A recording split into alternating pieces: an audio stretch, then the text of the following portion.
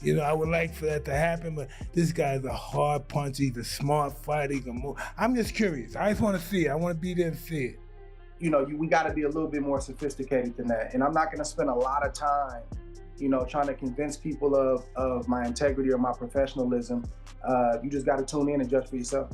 And just I think he does, bro. I think if anybody could beat Canelo, I think Bud, his IQ and his experience will definitely help him through. It's just that Crawford against Madrimov, he didn't look superhuman. He didn't look superhuman. And the fact he was out of a year before the Madrimov fight, he's been out a year preparing for Canelo Alvarez for this particular fight. On paper, Canelo should win. Canelo's bigger and stronger. And if Canelo lands good punches, I think Canelo could hurt Crawford. Mike Tyson stirs the fight world by insisting Canelo's crushing power may be the one thing Terence Crawford can't escape. Tyson's reasoning is simple but ominous. Watching Canelo over the years, he sees a fighter who sets traps, closes distance, and punishes hesitation. Tyson believes Crawford's ring IQ is brilliant, but brilliance does not always erase raw force. He hints that once Canelo's power connects, it changes the rhythm of any contest. Tyson's verdict carries the weight of decades spent around elite punching. It plants a seed of doubt even among those convinced Crawford's slick style can neutralize anybody. It's tricky. I want Crawford to win, but it doesn't look like it's going to happen. You know, I would like for that to happen, but this guy's a hard puncher. He's a smart fighter. He can move. I'm just curious. I just want to see it. I want to be there to see it. Because listen, there's been upsets like that before. You know, Henry Armstrong, 124 pounds, he beat the 146-pound champ. So, you know, you never know. Anything can happen when two men are in a ring or in a basketball court. Anything can happen. While Tyson's perspective tilted toward Canelo's danger factor, other veterans tried to peel back the layers. Andre Ward, an undefeated champion with a keen analytical eye, shifted the focus from just strength to context. Ward cautioned against what he views as biased chatter leaning heavily toward one side. An anomaly for me. You know, I've called Shakur Stevenson's fights. You know, that's somebody that I've openly said that's a little brother. I'm a mentor. That's my guy. You know, I can walk and chew gum at the same time. In other words, you know, you can have a past relationship, and this is like, again, not something that's, you know, strange to the business. You know, there's guys that you have a relationship with. Yeah. There's guys that, you know, you may have, you know, an affinity for their story, their background. Like, it's not just a friendship. Some guys, you just like, man, I really want to see this guy do well, but he's in a fight right now, and I got to call it straight down the middle. So this will be no different than me. He stressed that Crawford's adaptability is often underestimated and argued that the Nebraska native thrives when the stakes are highest. Ward's measured take leaves the door wide open, hinting that the real battle may be decided by timing, positioning, and who forces the other man out of his comfort zone. I'm going with Terence Crawford. You know, big weight jump, a dangerous fight, but somebody's got to prove to me that they can break Terence Crawford's will and that he can't figure it out against you.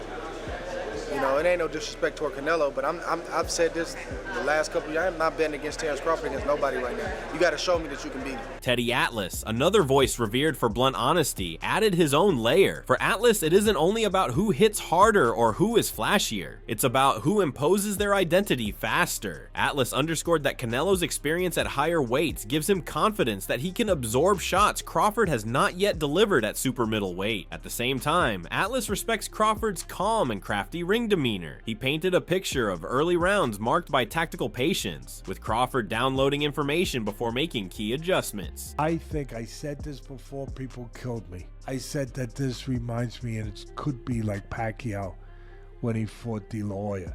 So at the end of the day, looking forward off of the last fight with Canelo, I like Crawford every bit as much as I did before that Canelo fight. Tim Bradley, who has long been a strong supporter of Terence Crawford, has shifted his stance this time. He pointed out that Crawford didn't look his best against Madrimov, adding that the year-long layoff before that fight played a role. With a similar scenario unfolding now against Canelo, Bradley suggested that it could backfire on Crawford on fight night. His greatness at 140 and 147 with greatness at 168. Let's not confuse that. let's speak some more facts. Crawford against Magomedov, he didn't look superhuman. He didn't look superhuman. And the fact he was out of a year before the Magomedov fight, he's been out a year preparing for Canelo Alvarez for this particular fight. If he didn't look good against Magomedov, how you think he gonna look in 2 divisions up against Canelo Alvarez? Ask yourself that question. Anyways, look. Then there is Sebastian Fundora carving his own path in the sport. Sebastian Fundora's take feels balanced. His response makes sense. His logic isn't biased. While he's leaning toward Canelo, his reasoning isn't biased, pointing out that Crawford's inactivity and limited experience at the new weight could ultimately work against him. Your favorite, Canelo or Crawford? Canelo. Canelo, yeah. What do you think is the most significant part of that matchup in Canelo versus Crawford? That he's comfortable at 168, you know, that he's been fighting there. He went and collected all the belts at that weight class. Crawford, of course, Crawford has a chance. He has a big chance, you know, being one of the pound-for-pound fighters of the world. But it's just the advantage of being there first. You know what to expect in that weight class. Crawford's coming off a 154 fight that he fought last year. So I really don't consider him even a 154. He's been fighting at 147 for a while. He had that one fight at 154. And then he stopped fighting for a year again. So, you know, of course he's probably been training. The build-up gained even more flavor when Ryan Garcia threw in his bold headline. Known for speaking freely, Garcia predicted that Crawford could get knocked out. His logic rests on the idea that Canelo has spent years at higher weight classes, and that his punches carry an extra thud Crawford simply has not felt before. Garcia respects Crawford's skills, but frames the fight as a mountain with steeper slopes than any Crawford has previously climbed. He suggests that while Crawford is daring and skilled, the difference in physicality might finally catch up to him under bright lights. How does he fare against Canelo? He can't beat Canelo. Nah, no way. I mean, I don't see him beating Canelo. He didn't even look that strong against Magomedov, to be honest. And Magomadov's not even a big... Yeah, different style though. Magomedov has a jerky different style, yeah, but in and out, count him, punching, hard to time. The thing with Canelo is he's mastered his style, and he ain't gonna change it up. But he's mastered it. Like he understands what's going on in the ring at all times. I just don't see Terence beating him. I don't. Across the promotional landscape, Eddie Hearn's view carried a slightly pragmatic tint. As a promoter who has watched Canelo anchor huge events, Hearn respects the Mexican champion's ability to stay calm on massive nights. He acknowledged Crawford's brilliance, but implied that Canelo's combination of timing, crowd familiarity, and fight night composure make him a hard man to dethrone. Hearn reminded fans that Canelo has fought a string of top names under immense pressure, and rarely does the occasion rattle him. Hearn leaned toward Canelo surviving early adjustments and eventually seizing control. And I think if Terence Crawford decides to box elusively in this fight, I think he's going to really have success. When he gets hit, that's really the million-dollar question. How can he hang at 168? When you spend time with both of them, they're both so confident, you actually can't see him losing. Bud talks a brilliant game, and he's walked the walk continuously, and he has probably the best boxing IQ in the game.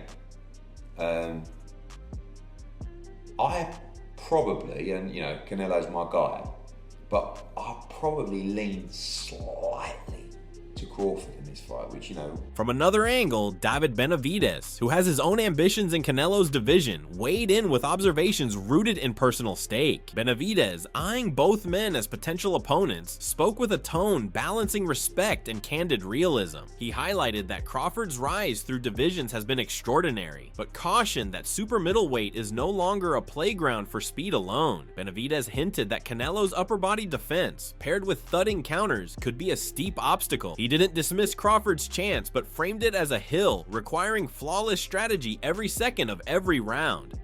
David, does Bud have a chance against Canelo?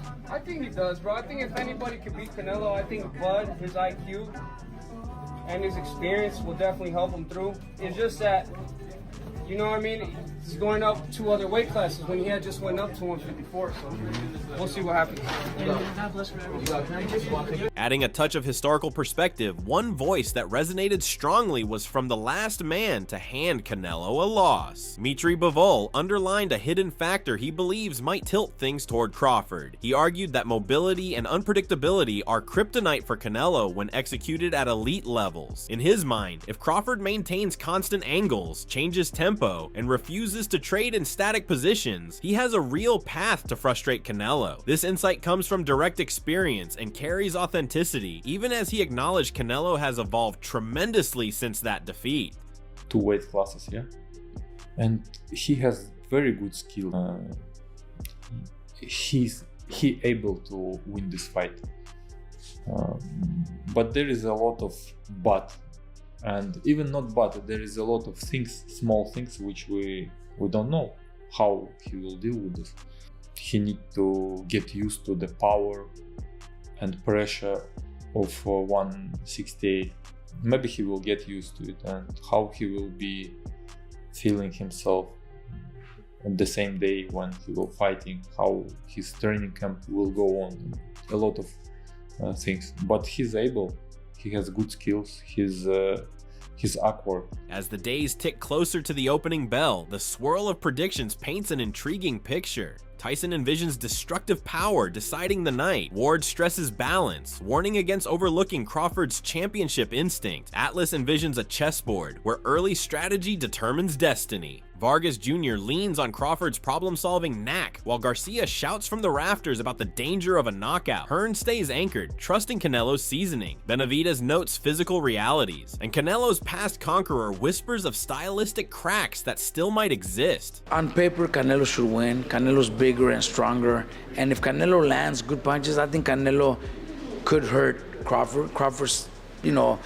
first time in that division and jumping 2 divisions where he only had 1 fight at 154 and didn't look his best either. So there's a lot of questions, about that. And that's why a lot of people think Canelo is going to knock out Crawford. But I'm probably one of the only ones that I do give Crawford a chance. Yeah. I think Crawford could pull it off. Crawford is very talented. He's very fast. He's very smart in the ring, so I think a perfect fight, Crawford could pull off a decision. Each take contains kernels of truth. Crawford's resume glitters with brilliance. 3 division titles, undisputed at welterweight, near perfect timing. Yet none of those fights came against a naturally bigger, granite-chinned superstar who has sat atop super middleweight for years. Canelo, for his part, has walked through fire repeatedly, facing punchers, movers, and thinkers, refining a skill set that fuses Mexican aggression with veteran calm. The fight feels like a question asked of both: can Crawford's precision and sharpness bend the laws of size, or will Canelo's heavier artillery and comfort at the weight prove too much? Anybody that picks anybody. I was in the 7-Eleven, or I don't know, one of the gas stations getting gas the other day, and some guy recognized me and said, was talking, and he said, so what's going to happen to Canelo and Crawford? I said, honestly, I don't know. He said, no, you have to know. Yeah, you got to know, because when we ask you, you got to give an answer, though. And honestly, it's one of those fights where I could easily see either man winning this fight. Yeah. I get the arguments for Crawford. I get the arguments for Canelo Alvarez. Yeah. And either one of them might get the job done. The spoken style buzz around gyms reflects this duality. Trainers trade scenarios like cards at a poker table. Some argue Crawford's switch-hitting stance and ability to bait mistakes will frustrate Canelo into reaching. Others insist Canelo's patience, body attack, and selective pressure will close off Crawford's exits until an opening appears. Casual fans sense a collision of styles so evenly matched that predictions feel like guessing weather patterns on the ocean. That's a big jump, to be, going from 54 to 68. I mean, it's a great fight for boxing, big fight for boxing. I guess the world wants to see it. So, yeah. Yeah. Do you think Crawford has a chance? I think it's like a 50. I'm gonna say it's like 60-40. Crawford. I mean, not Crawford. 60-40. Canelo. with 70-30 Canelo. You know, Canelo been at the weight. He been fighting bigger guys. So he kind of like used to being at the weight. So I would lean more towards Canelo, but you know, I think you know, Crawford could have a chance, you know. Beyond tactics, legacy rides in the balance. A Crawford win would shatter limits, cementing him as a generational great who dared to climb weight classes without fear. A Canelo triumph would reaffirm his throne, silencing whispers about slowing reflexes and proving his supremacy over another pound-for-pound elite. That reality intensifies every opinion voiced. It's approaching, everyone's talking about it, Canelo versus Crawford. How do you see this fight going? I think Crawford is a hell of a fighter. You know, if it goes the distance, he might be able to get that decision win. But I think if there's a knockout, then it might be Canelo who's getting the knockout win. Crawford all the way. Hey, listen, it's going to be a good fight, though. I feel like he has what it takes to bring the upset. I really do. Granted, the size is a big issue. From the last 3 fights, I believe Crawford wins. I like Crawford, but I got to go with my mi gallo is Canelo. So I got to rock with Canelo. I think the size makes a difference. Canelo, but you got to take your head off to Terence Crawford for just moving up. Tyson's fiery remark lit the match, but the fire burns brighter as the fight nears. Atlas's warnings, Ward's calm reminders, Vargas Jr.'s quiet confidence, Garcia's knockout vision, Hearn's faith and veteran poise, Benavidez's grounded caution, and the insight of Canelo's lone conqueror all weave into a narrative that has no clear ending until fists fly. It is boxing distilled to its pure essence, skill, will, and a stage where two champions test everything they know. And Canelo only need one punch. You know what I mean? That really, basically, that's what it boils down to. I think Canelo only need one shot to change the game or change the fight. Crawford gonna have to stay consistent and win out. Gonna have to get ahead and stay ahead. You know what I mean? And then also looming is the controversy. Can Crawford win a close decision? I could never win a close decision. I never won a close decision. That's what's looming. I think if Crawford is going to guarantee victory, he got to stop him. A man who ain't been stopped. He got to stop him, bro. It's challenge. So that's going to be the challenge. So I like Bud. I've always loved Bud, bro. But he in for a hell of a fight. For now, the anticipation is electric. Every gym echo, podcast clip, and press scrum feeds the suspense. Come fight night, the voices will fade, and Canelo and Crawford will stand alone under the lights, carrying the weight of prediction and pride. Whether it's Crawford's surgical craft or Canelo's seismic thump that writes history, fans know they are staring at something rare. A collision of masters, unpredictable until the final bell sounds. Stay locked in with Ring Rivalry for every punch, every breakdown, and the stories that will define this showdown, because when the gloves touch, you'll want the inside track.